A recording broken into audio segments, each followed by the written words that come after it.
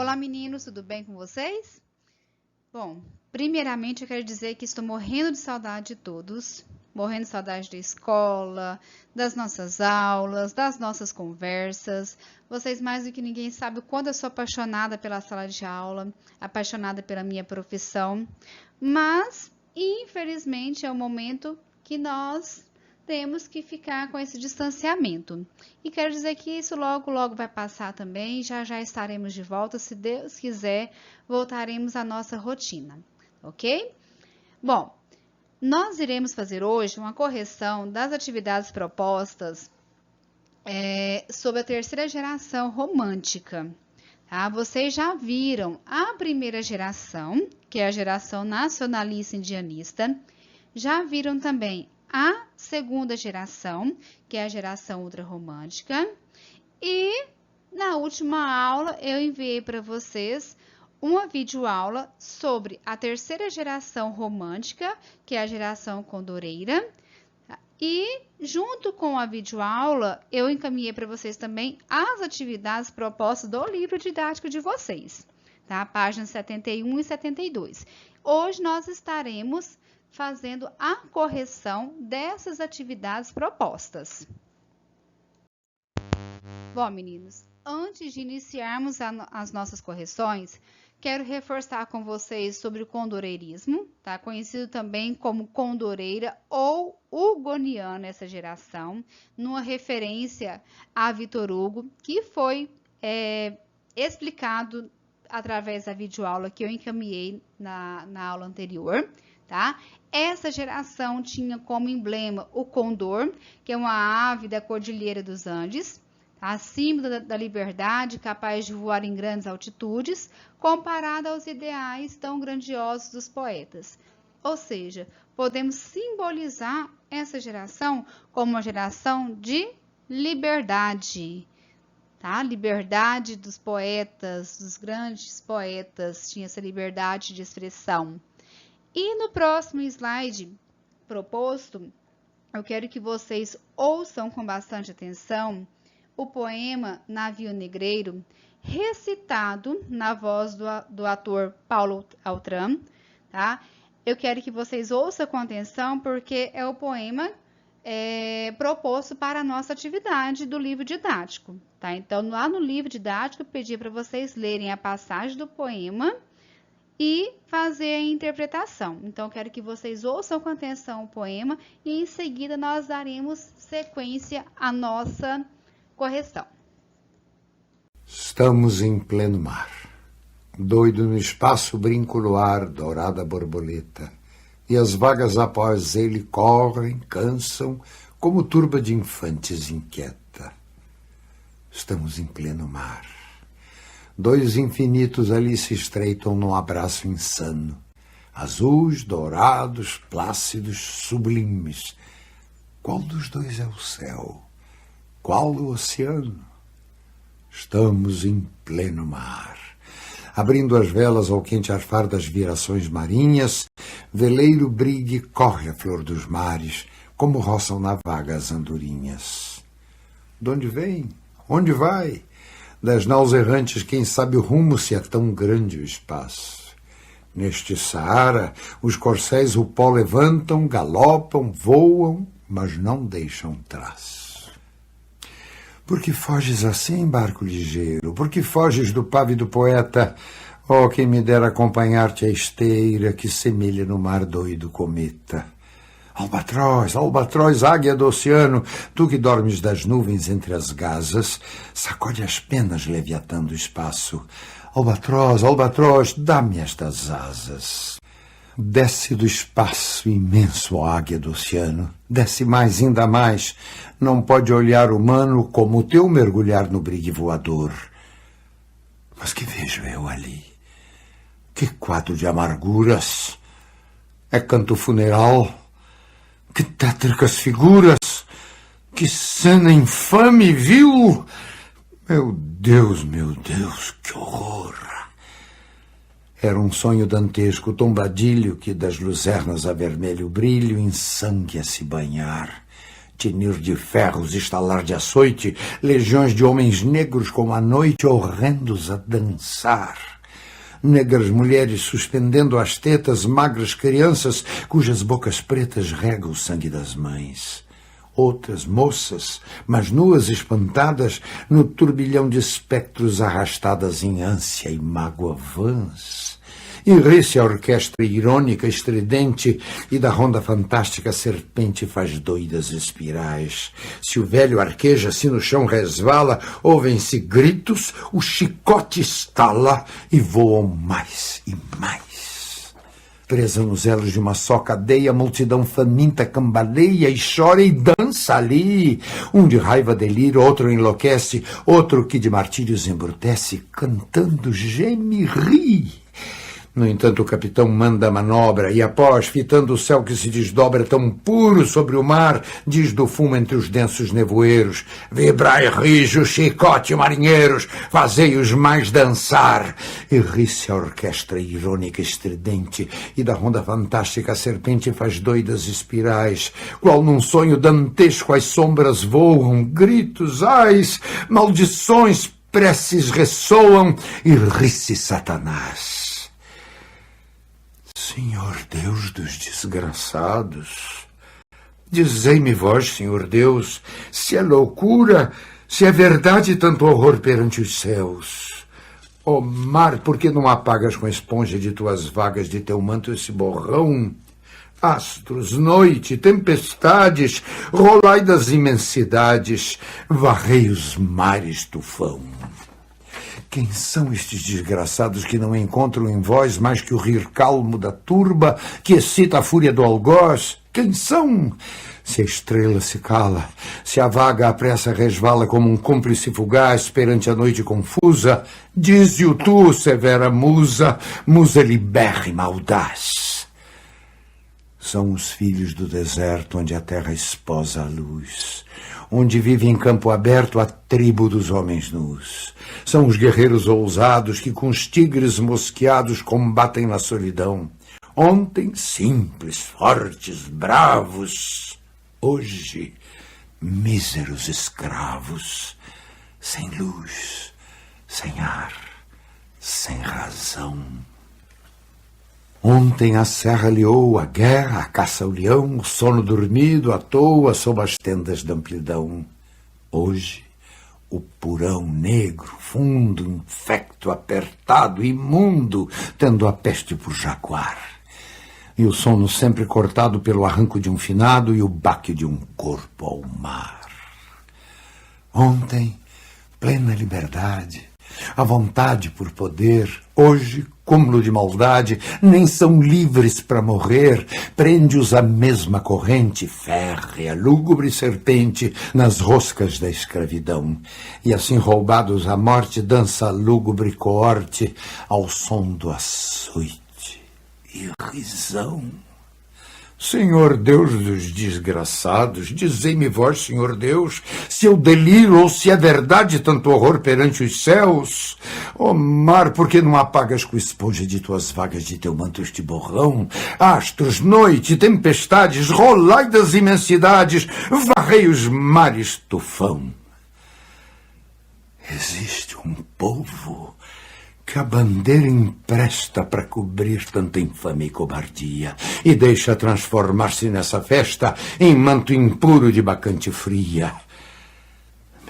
Meu Deus, mas que bandeira é esta que impudente na gávea tripudia? Silêncio, musa, chora tanto que o pavilhão se lave no teu pranto. Auriverde pendão de minha terra, que a brisa do Brasil beija e balança, estandarte que a luz do sol encerra e as promessas divinas da esperança. Tu, que da liberdade após a guerra foste hasteado dos heróis na lança, antes te houvessem roto na batalha, que servires a um povo de mortalha. Fatalidade atroz que a mente esmaga, extingue da história o brigue imundo, o trilho que Colombo abriu na vaga, como um íris no pélago profundo. Mas a infâmia é demais. da etérea plaga, levantai-vos, heróis do novo mundo! Andrada, arranca-se pendão dos ares! Colombo, fecha a porta dos teus mares!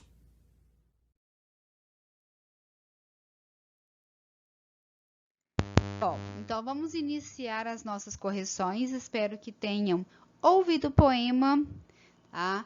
Muito lindo, de arrepiar, né? Espero que vocês tenham gostado.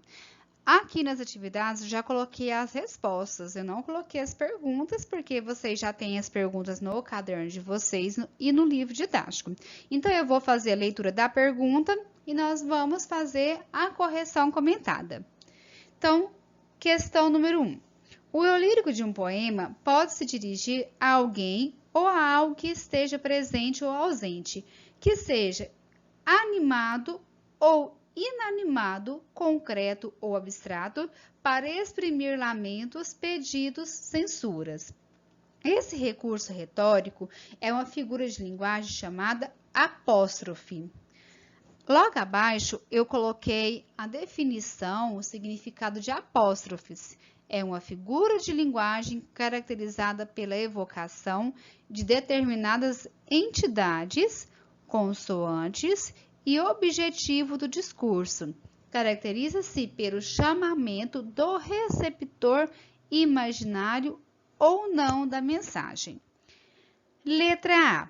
Identifique as apóstrofes empregadas nas duas primeiras estrofes do poema, ou seja, os chamamentos lá nas duas primeiras estrofes do poema. Então, eu coloquei para vocês. Senhor Deus dos desgraçados, Senhor Deus, ó mar, astros, noites, tempestades, tufão, severa musa, musa libérrima, audaz. Então, esses são os chamamentos que são feitos lá na primeira e segunda estrofe. Letra B. Nas duas estrofes, que pedidos o eu lírico faz aos seus interlocutores? Primeiramente, ele pede a Deus, né, que diga se é loucura ou verdade todos os horrores vistos no navio. Depois, ele solicita aos elementos da natureza que reajam a tais horrores. Por fim, pede à severa musa que lhe diga quem são os desgraçados a bordo do navio. Letra C. Que efeito o emprego das apóstrofes produz no texto? Quais são esses efeitos? Elas dão maior expressividade, emoção e ênfase no tema da escravidão. Questão número 2. A partir da terceira estrofe, há uma mudança de voz no poema. Letra A. De quem é essa voz? A voz é da severa musa. Letra B. Que informações essa nova voz introduz no poema? Justifique sua resposta com elementos do texto. As informações são sobre o passado livre e vigoroso dos negros, homens simples, fortes, bravos, ontem plena liberdade, e sobre a atual condição de escravidão, degradação e miséria deles. Hoje, míseros escravos são mulheres desgraçadas. Questão número 3. Na terceira estrofe, há o retrato dos escravos negros. Letra A. Nessa estrofe, o poeta associa a ideia de liberdade a imagens que invocam luminosidade e movimento. Que palavras ou expressões sugerem luminosidade e quais sugerem movimento? Luminosidade são sugeridas em, ou é sugerida em, a terra exposa à luz, e o movimento em, onde voa em campo aberto, a tribo dos homens nus e em combatem. Letra B. No último verso dessa estrofe, o poeta emprega uma gradação. Que efeito de sentido o uso dessa figura de linguagem produz no texto. Ou seja, gradativamente, gradação, a figura de linguagem que nós vimos lá no primeiro ano, tá? Juntamente com as outras figuras de linguagem que nós vimos também, a metáfora, a hipérbole, tá? Então, qual é o efeito de sentido que essa gradação dá lá no último verso da estrofe? Ela enfatiza o contraste vivido pelos negros que, diferentemente do que experimentavam em liberdade, agora na escravidão vivenciam uma situação de grande despojamento, sem luz, sem ar, sem razão. Olha uma sequência, uma gradação, uma sequência que vai acontecendo. Letra C. Nessa gradação aparece a expressão sem razão. De acordo com o contexto, que sentidos podem ser atribuídos a essa expressão? Sem razão, ela pode significar sem perspectivas de vida, sem senso lógico, como também sem consideração por parte daqueles que lhes tiram a própria liberdade. Questão número 4. Na quarta estrofe, o poeta emprega para retratar a figura da escrava negra, simultaneamente uma comparação e uma hipérbole. Lembra das figuras de linguagem? Comparação, comparar dois seres ou termos, utilizando os termos comparativos, como, tal como, quanto, e a hipérbole, exageros, tá ok? Exageros que nós cometemos no nosso dia a dia, na nossa fala. Então, primeiramente, há uma comparação entre as escravas negras e a escrava Agar. A seguir, há um emprego de hipérbole em nem o leite do pranto tem que dar para Ismael, ou seja, o sofrimento e a penúria de tais escravas eram tamanhos que tudo dentro delas, até mesmo as lágrimas, acabou, secou, não restando nada para alimentar os filhos. Olha o exagero que é cometido aí nessa estrofe.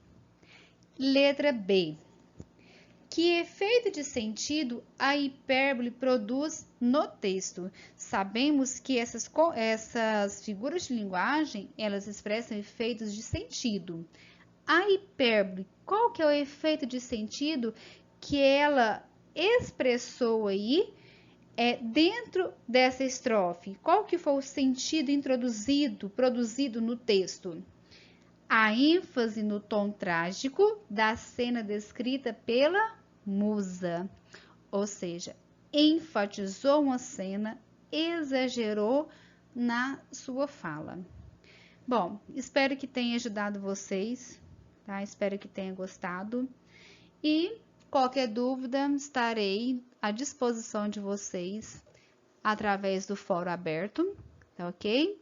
Espero que vocês estejam bem. Estou com muita saudade. Deixei a mensagem para vocês, né? Saudade é um sentimento que, quando não cabe no coração, escorre pelos olhos, tá? Então, estou morrendo de saudade de todos vocês. Espero que logo, logo estejamos juntos novamente, tá? Espero que tenha ajudado vocês.